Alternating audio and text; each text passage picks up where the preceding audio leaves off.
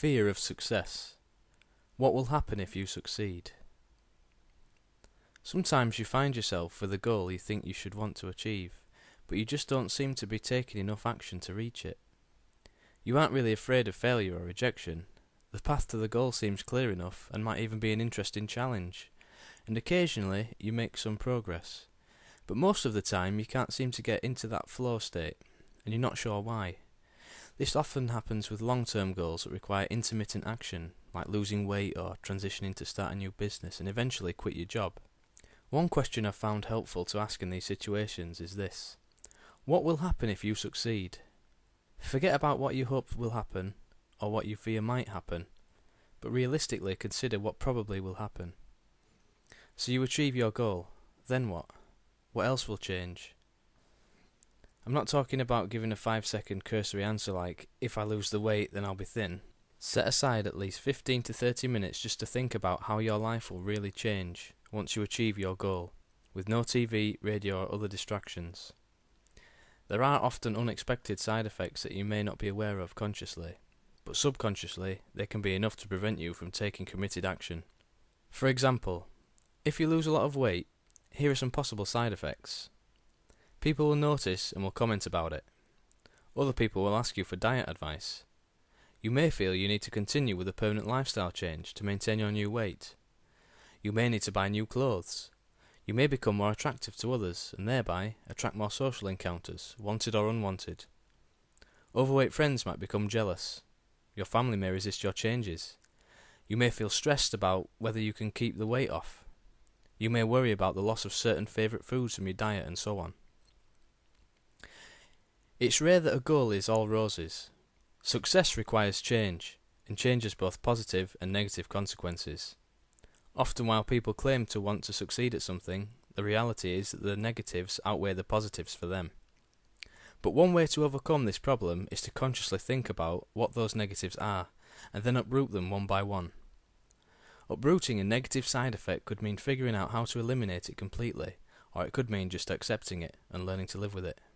It's certainly helpful to focus on the positive side of a goal, but don't forget to take an occasional survey of the dark side and accept that you're going to have to deal with that too. Unlike fear of failure and fear of rejection, fear of success can be far more insidious because it's almost always unconscious. But it's not fear of success itself that is the problem, but rather fear of the side effects of success, many of which may be genuinely unwanted. Fears that are never evaluated consciously have a tendency to grow stronger. The reason is simple behavioural conditioning. When you avoid something you fear, either consciously or subconsciously, you automatically reinforce the avoidance behaviour. So when you, even unknowingly, avoid working on your goal because of a hidden fear of success, you actually reinforce the habit of procrastination. So as time goes by, it becomes harder and harder to get yourself to take action. Insidious.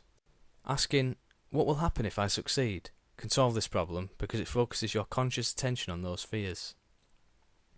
Fear has a tendency to shrink under direct examination, making it easier for you to take action. When I say that fear shrinks, another way of stating this is that subconscious behavioural conditioning weakens under conscious scrutiny. I know some people dislike the word fear with respect to their own behaviour. Don't get hung up on the exact wording. Call it avoidance behaviour if that's more to your liking. But an additional benefit is that you can also devise intelligent workarounds for those fears made conscious, some of which may indeed be valid signals of unsolved problems. For example, going back to the weight loss example, if you lose a lot of weight, you probably will need new clothes. And if you don't have the money to buy new clothes, then that is a real problem you'll need to address, unless you don't mind wearing oversized outfits. Left unacknowledged, even a simple problem like this can be enough to subconsciously sabotage you from achieving your goal. But once you examine the situation consciously and figure out a way to deal with it in advance, you're sending a message to your subconscious that you needn't fear this problem because you have a practical way to solve it. Now let's consider the opposite side. Suppose you ask, what will happen if I succeed? And upon considering all the side effects, you realise that you don't actually want to achieve the goal at all. The negatives outweigh the positives. I encountered this when I made a plan to grow my games business but didn't seem to make as much progress as I'd wanted. When I asked this magic question, I realised that I didn't really want to achieve the goal with all its side effects.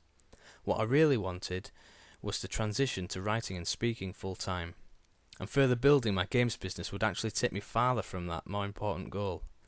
Growing my games business seemed like a goal I should want, but when I really thought about where I would be if I achieved that goal, I realised it wouldn't be the success I truly wanted.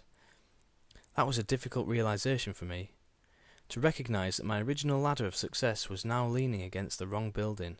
So I actually had to unset that goal once I really understood the likely consequences of achieving it. Even now, as I set goals in the direction of writing and speaking as my new career, I recognise that there are big side effects. I simply don't have the mental bandwidth for 2 full-time careers. One of the hardest side effects for me was letting go of the goals and dreams I had for my games business. All those creative ideas for new games that will never be, and the would-be players who will never experience them. But this is outweighed by what will happen as I succeed in my new career. To create a new game that challenges, entertains and uplifts people is wonderful. However, being able to help people grow fulfills me even more. I found it a very enlightening process to review all these side effects and one by one to acknowledge that I accept them. What will happen if you succeed? If you lose the weight, get the date, earn the promotion, start the business, get pregnant, quit smoking, become a millionaire, stretch yourself,